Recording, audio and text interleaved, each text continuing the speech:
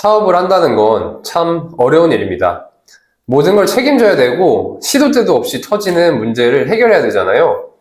뭐 직원들 퇴사한다고 하고 직원들끼리 싸우고 갑자기 거래처 끊기고 뭐 별일 다 있잖아요. 그리고 또 이런 고충을 홀로 짊어질 수밖에 없는 외로움, 그건 덤이기도 하고요.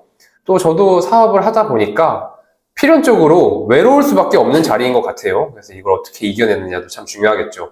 저도 솔직히 직원일 때는 잘 몰랐어요. 전혀 이런 어려움들에 대해서는 생각도 못했습니다. 마냥 그냥 사업한다고 하면 내 맘대로 좀 자유롭게 일하고 돈도 많이 벌고 상사도 없으니까 또 스트레스도 적지 않을까? 이런 착각을 했던 생각이 나네요. 물론 이런 착각이 깨지는 데는 사업을 시작하고 뭐 한 달도 걸리지 않았지만요. 그래서인지 참 많은 사업가 분들께서 어려움을 이겨내지 못하고 포기하는 경우가 진짜 많은 것 같아요. 그렇다면 끝까지 포기하지 않고 우직하게 밀고 나가기만 하면 사업이 언젠가 탄탄대로에 올라설 수 있을까요? 꼭 그렇진 않겠죠. 그렇게 포기만 안 한다고 다 할 수 있으면 모두가 성공했을 거잖아요.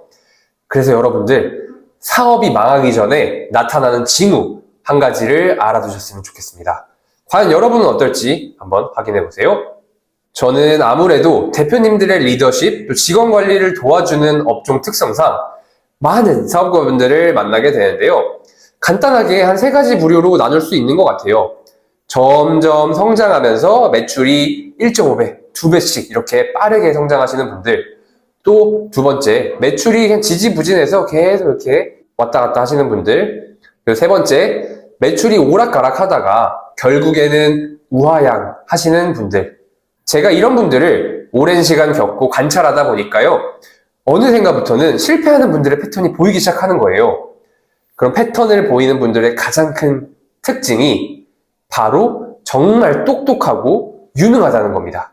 이게 뭔 소리야? 똑똑하고 유능한데 어떻게 망하네? 뭔 말도 안 되는 소리야?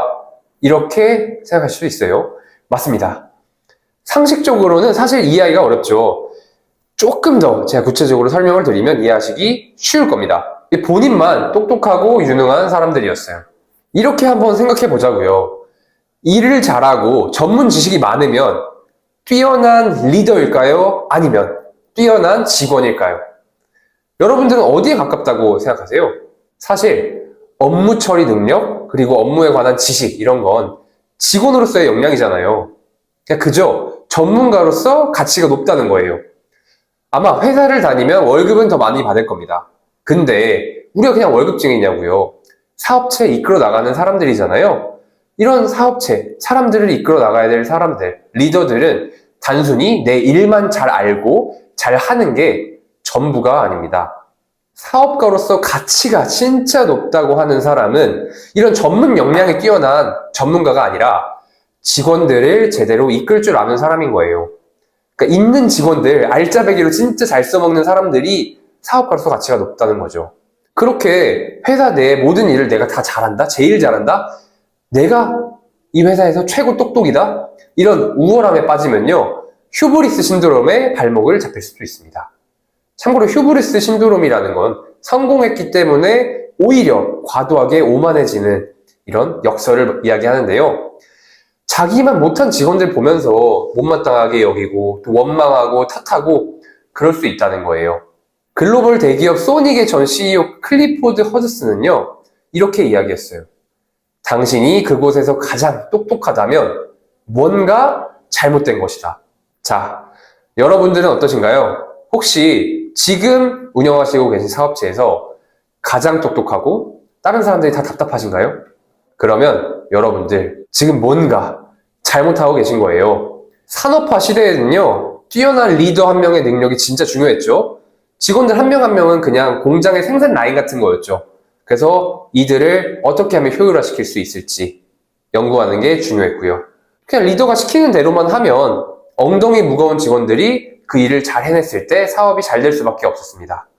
그런데 세상이 바뀌었죠? 마케팅, 세일즈, 브랜딩, 디자인 뭐 각 분야가 다 전문적으로 고도화됐잖아요. 그래서 리더 한 명이 모든 부분을 완벽히 알 수 없어요. 각 분야의 전문가가 필요한 거예요. 그런데 여전히 내가 회사에서 모든 부분에 제일 전문가다 이렇게 자부하시고 좋아하신다면요. 그 회사는 앞으로 성장하는 속도가 느려질 수밖에 없다는 겁니다. 그리고 무엇보다도요. 리더의 오만함을 깨워줄 사람도 필요해요. 소크라테스는 이렇게 말했어요. 리더는 본인의 부족한 부분에 대해서 알려줄 사람이 필요하다. 왜냐하면 뭘 모르는지 모르기 때문이다. 저는 사극 드라마나 영화를 볼 때 항상 답답했던 부분이 있었어요. 그게 뭐냐면 보통 충신들이 이렇게 열심히 간언을 하잖아요. 그럴 때마다 자꾸 왕들이 그 충신을 죽이고 폭군으로 변하는 거예요. 결국 그러다 자기도 망하고요. 여러분들도 보면서 도대체 저 사람들 왜 저러는 거야? 이렇게 생각하지 않았나요? 여러분들도 직원들이 생각했을 때는 그런 폭군처럼 하고 계실 수도 있습니다. 충신의 이야기를 들어야만 되고요. 충신이 없으면 만들어야 됩니다. 제가 숱하게 봐온 사업가들을 분석해보면요. 사업이 실패의 방향 쪽으로 가고 계신 분들은 하나같이 같은 실수를 하고 계셨어요. 혼자 똑똑하고 싶어 하셨어요. 근데 저는 그런 분들한테 단호하게 말씀드리는 편이에요. 천재가 될 생각하지 마셔라. 천재를 낳는 화수분이 되려고 하셔라. 제 선택은 여러분들의 몫인 거죠. 여러분들은 혼자 천재가 되고 싶으신가요? 아니면 천재를 낳는 화수분이 되고 싶으신 건가요? 황금알이 되고 싶으신 건지, 황금알을 낳는 거위가 되고 싶으신 건지 여러분들이 선택하시면 됩니다. 오늘은 사업이 망하는 분들의, 그리고 사업이 망하기 직전에 나타나는 한 가지 특징에 대해서 한번 말씀드려봤습니다. 여러분들한테 이렇게 이야기하다 보니까요, 결국 사업은 나 혼자 하는 일이 아니라는 사실을 새삼 또 깨닫게 되네요. 직원의 수준이 부족하면 내 사업의 수준도 부족해질 수밖에 없는 것 같아요. 우리 리더로서 내 가치를 높일 수 있는 방법을 아는 게 리더의 실력이라는 점 다시 한번 알고 가셨으면 좋겠습니다. 앞으로도 리더의 실력을 키울 수 있는 컨텐츠 많이 올릴 테니까요. 좋아요, 구독, 알림 설정까지 해주시면 감사하겠습니다.